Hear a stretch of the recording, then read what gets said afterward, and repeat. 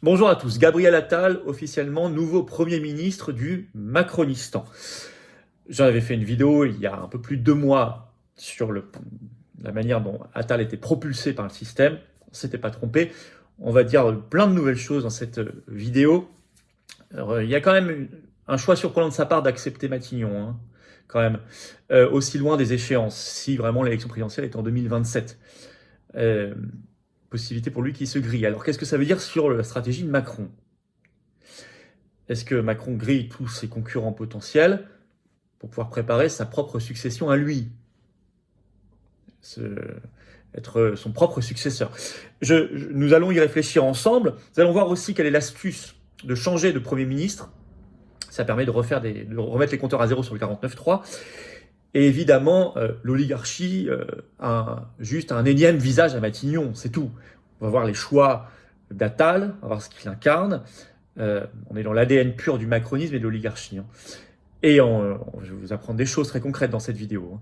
Et on va voir qu'il ne faut pas se laisser détourner des vrais sujets. Notamment, il y a de l'actualité sur les vrais sujets et les patriotes sont là pour en parler.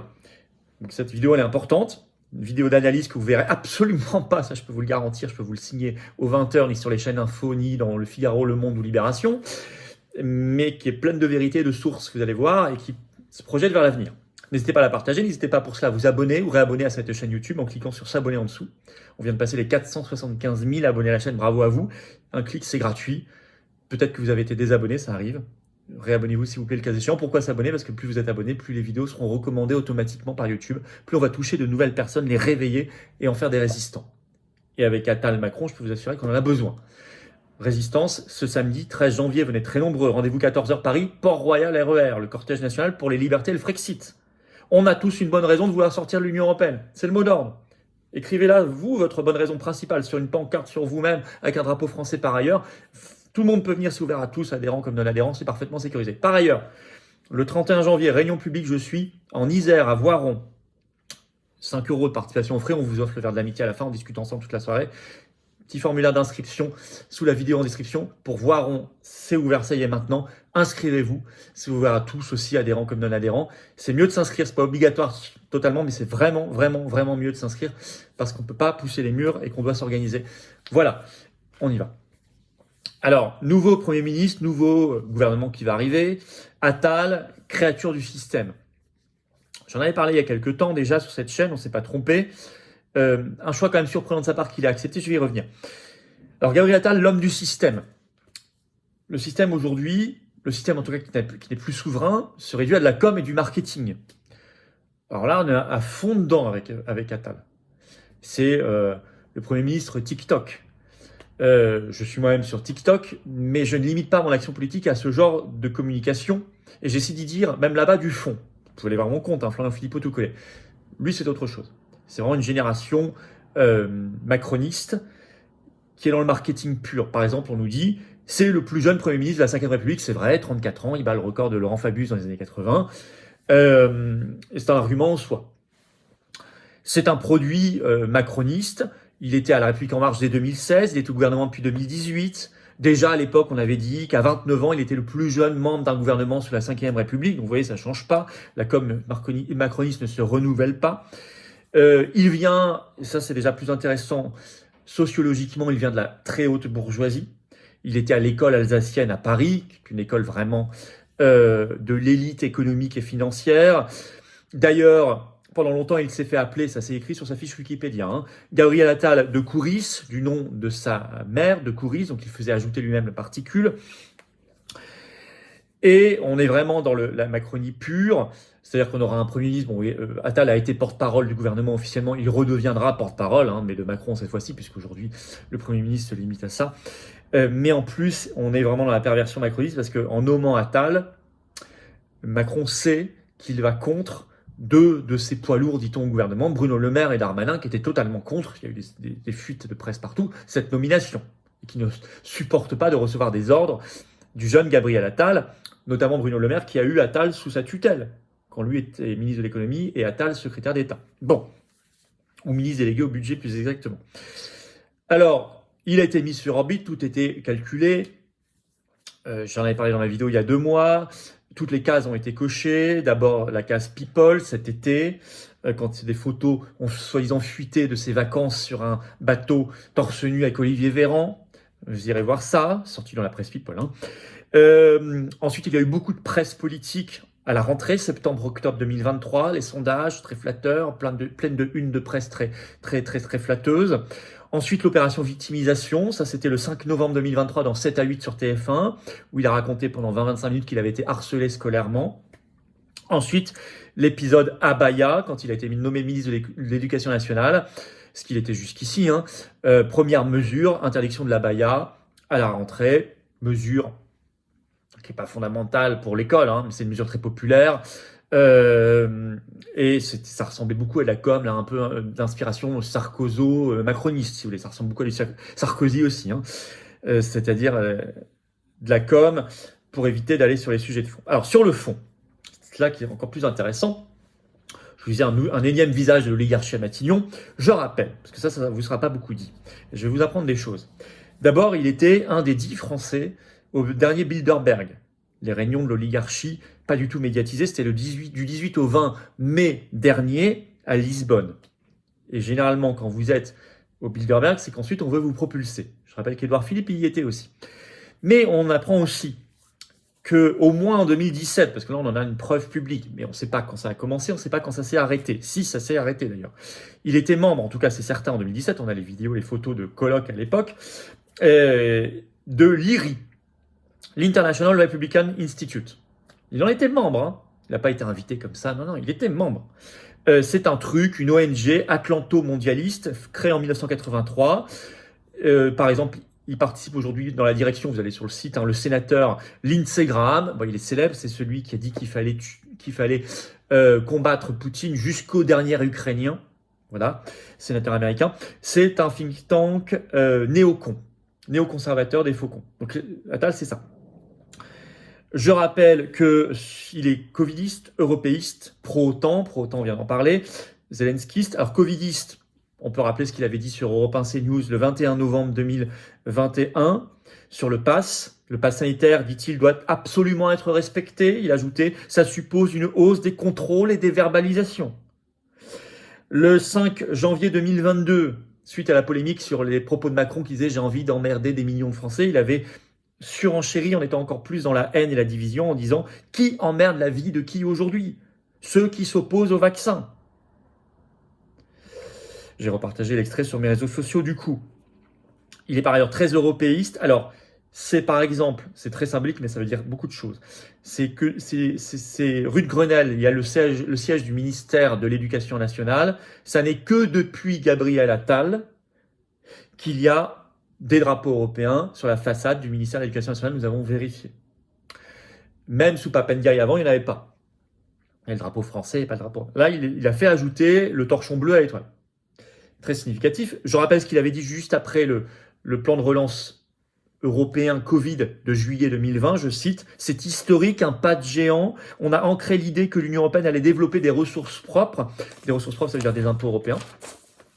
Par ailleurs, il a déclaré le 12 juillet dernier, je cite, « Un effort global sera demandé aux Français en 2024 pour réduire la dette. » Ça veut dire qu'il se place dans le nouveau pacte budgétaire qui est en place depuis le 1er janvier 2024. Je vous ai fait une vidéo spécialement aussi sur cela il y a quelques semaines en vous disant ça va vers la mise sous tutelle budgétaire par Bruxelles de la France. Il l'assumait déjà 12 juillet 2023. À l'époque, il était ministre délégué au compte public. Sur l'Ukraine et l'OTAN, je vous ai cité ses appartenances à des think tanks atlanto-mondialistes néoconservateurs. On peut citer ce qu'il a dit sur Zelensky, c'est sur BFM, le 4 mai 2022. Je cite, Gabriel Attal annonce que la France va poursuivre le soutien à l'Ukraine autant que nécessaire. Il a par ailleurs, en tant que macroniste, une extrême plasticité du langage. C'est-à-dire qu'il peut dire tout et l'inverse de tout. Prenons l'exemple du nucléaire, qui n'est quand même pas notre énergie, c'est quand même pas un sujet mineur, c'est un sujet très important. Alors, on va partir de la fin de l'histoire. BFM TV, 13 octobre 2021, Gabriel Attal déclare « On a cette chance d'avoir le nucléaire et on va continuer à investir dans le nucléaire. » Oui, sauf que sur la même chaîne BFM TV, le 4 septembre 2018, il déclarait « Un ministre de l'Environnement doit assumer à la fois de réduire le nucléaire et d'aller dans les centrales qui vont fermer, expliquer aux salariés cette transformation. » Voilà, bon. voyez, 3 ans d'intervalle, 2018, 2021, il dit exactement l'inverse. Enfin, c'est comme ça, c'est la plasticité macroniste qui montre que ces gens-là ne sont évidemment pas des hommes d'État. Alors, si on veut aller un peu plus loin encore, malgré tout, vous m'auriez demandé qui va remplacer Borne là il y a 48 heures, j'aurais pas parié, j'aurais pas exclu Attal par principe, mais je n'aurais pas parié le plus sur lui, pensant qu'il n'accepterait pas le poste parce que c'est un poste où c'est plus compliqué de faire en permanence que de la com. Par exemple, quand vous êtes ministre de l'Intérieur, vous pouvez faire que de la com, ce qu'a fait Sarkozy avant d'être président de la République, parce que c'est une matière très déterminée, c'est essentiellement la sécurité, etc. Vous pouvez avoir des formules, même si vous ne faites rien sur le fond, ce que faisait Sarkozy, mais vous pouvez assez facilement en fumer. Lui, il le faisait assez facilement, il avait un certain talent pour le faire, il faut le dire, hein, comme ministre de l'Éducation nationale. Il en fumait en parlant de l'abaya, de l'uniforme, des savoirs fondamentaux, etc. Ce qui suivait derrière, il n'y a pas grand-chose. Hein. Puis, de toute façon, il n'aura pas eu le temps de le montrer ou de le prouver. Mais c'était de la com. Voilà. Là, en tant que Premier ministre, vous avez tout le gouvernement, toute l'action, dont l'économie, dont le social. Beaucoup plus compliqué. Il y a peu de Premiers ministres qui ont réussi à faire ça. Voire aucun. D'ailleurs, aucun Premier ministre sortant n'a été ensuite élu directement président de la République. Bon. Donc, moi, je ne pensais pas qu'il accepterait, parce que c'est un poste, surtout qu'on est encore loin, normalement, de la date prévue pour l'élection présidentielle, en mai 2027. Il pourrait se griller très vite. Alors, plusieurs hypothèses. Macron veut éliminer ses concurrents internes. Il l'a déjà fait avec Darmanin.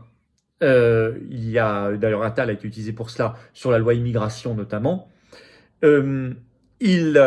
On voit bien qu'il est en guerre pour éliminer en interne, je ne parle pas de débat idéologique, hein, il pense la même chose, Édouard Philippe. Et là, il a pu voir Attal monter dans les sondages, pousser pour cela, mais monter dans les sondages et devenir menaçant, et donc il veut le griller à Matignon. Mais si c'est ça, si Macron réfléchit comme ça, c'est qu'il envisage éventuellement de faire un 3e mandat. Et moi, je vous ai toujours dit, n'excluez pas cette possibilité, il en est parfaitement capable. D'une manière ou d'une autre, utilisant un prétexte, une crise ou une autre. Nous verrons bien. Et il faut éviter cela. Alors, pourquoi Attal a accepté? Soit il est complice du coup, dans un duo plutôt, avec Macron. Soit il présume complètement de ses forces. Il pense que lui, il ne se grillera pas à Matignon parce qu'il est très intelligent et très fort, qu'il a une tellement haute estime de lui-même qu'il pense qu'il relèvera le défi. Ça, c'est tout à fait possible aussi. Sur sa méthode de gouvernement, sur le fond, je vous ai dit, bon, c'est vraiment un produit pur, peut-être même encore plus ancré dans l'oligarchie qu'une Borne et d'autres. Hein. Sur la méthode de gouvernement, on vient de quitter Miss 49.3, Elisabeth Borne. On aura un Mister 49.3. Bon, écoutez, parce que de toute façon, la situation est toujours la même, parce qu'ils ont en face des oppositions, entre guillemets, qui ne s'opposent pas, qui ne votent pas de motion de censure ensemble, et parce que lui-même n'a pas la culture référendaire. C'est pas lui qui décide, c'est le président de la République, certes, mais il peut pousser comme chef de gouvernement, mais il ne l'a pas. Il n'a jamais parlé de référendum, il est contre le RIC, et par ailleurs, il fait partie de cette génération, en ayant 34 ans, des Français de moins de 36 ans qui n'ont jamais voté un seul référendum, puisqu'il fallait au moins avoir 18 ans en 2005 pour avoir connu en France le dernier référendum national. Ce qui ne veut pas dire que tous les moins de 36 ans sont contre les référendums. Je suis bien conscient qu'il y a énormément de jeunes, heureusement, résistants et patriotes, notamment en France, qui sont à fond pour le référendum, même s'ils n'y ont jamais goûté eux-mêmes. Mais lui, en tout cas, non. Alors, ça permet quand même une astuce, ce changement de Premier ministre. Je vais vous rappeler les choses. J'en ai parlé un peu dans mon direct de vendredi dernier, si vous étiez là, mais il se trouve que vous avez le droit au 49.3 autant de fois que vous voulez pour les textes budgétaires. Mais hors texte budgétaire, depuis une révision constitutionnelle de 2008, dans une session parlementaire, vous n'y avez droit qu'une seule fois. Eh bien, les travaux préparatoires à cette révision constitutionnelle de 2008 précisent, je cite ce qu'ils écrivaient à l'époque. En outre, dans le cas d'un changement de Premier ministre au cours d'une même session, on y est, il conviendra de lire la présente disposition comme permettant au nouveau gouvernement de recourir de nouveau à la faculté de recourir à l'article 49 alinéa 3, même si son prédécesseur l'a déjà utilisé au cours de la même session. En effet, il serait difficilement admissible que les choix opérés par le premier limitent ceux du second. Donc ça remet les compteurs à zéro sur le 49.3. C'est pas anodin cette affaire. Pendant ce temps, Pendant qu'on nous distrait, alors on nous distrait aussi beaucoup avec en ce moment Gérard Depardieu ou Alain Delon, hein, et la famille Delon. Mais là, on va aussi nous distraire pas mal avec tout ça. On ne parlera pas dans les médias français des révoltes en Allemagne. Je vous ai fait une vidéo sur ce sujet hier, mais on a du nouveau. Presse allemande, Das Bild, ce 9 janvier. Je vous avais dit dans ma vidéo que le gouvernement allemand s'attendait à quelques dizaines de milliers de tracteurs dans tout le pays.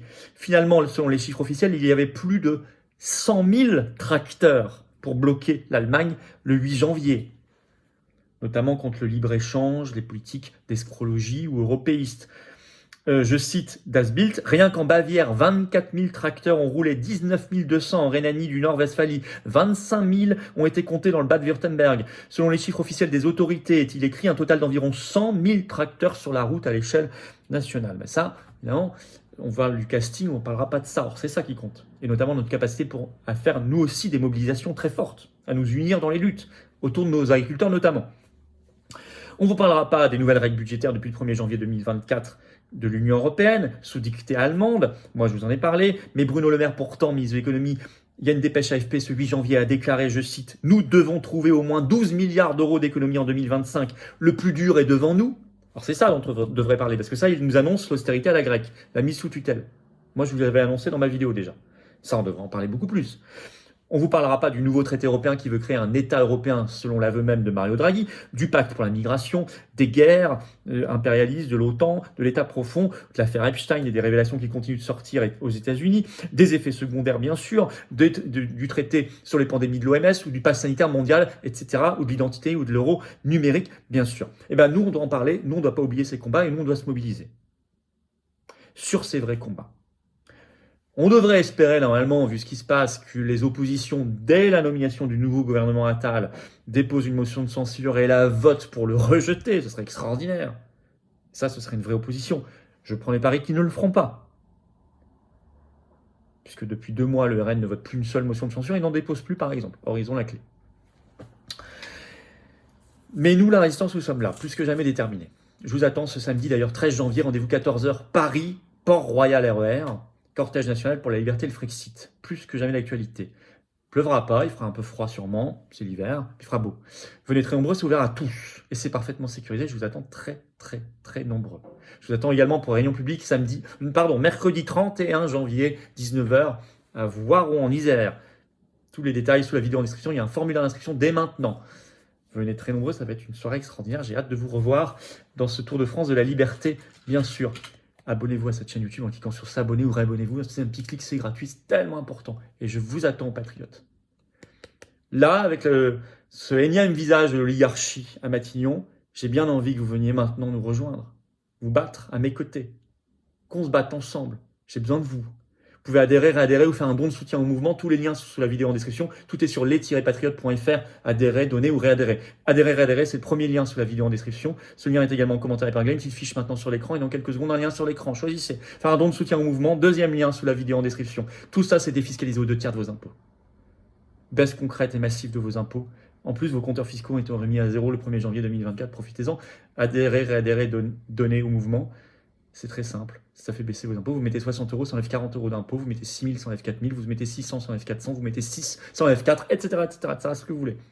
Adhérez, vous rejoignez une famille de combat, d'action, dans la vraie résistance anti-oligarchique. Donnez, vous permettez de faire plus d'actions qui coûtent cher. Les manifs coûtent cher, les européennes coûteront cher. Les tracts, les affiches, tout. Mais oui, on n'a pas les réseaux, les millions, les banques et les journalistes du système. Mais on a nos convictions, on a notre cœur, on a notre foi. On est très nombreux. On est largement le premier mouvement souverainiste et de défense des libertés de France. Largement. Voilà, je vous attends. Bravo donateurs, adhérents, bienvenue aux nouveaux adhérents, patriotes et vive la France.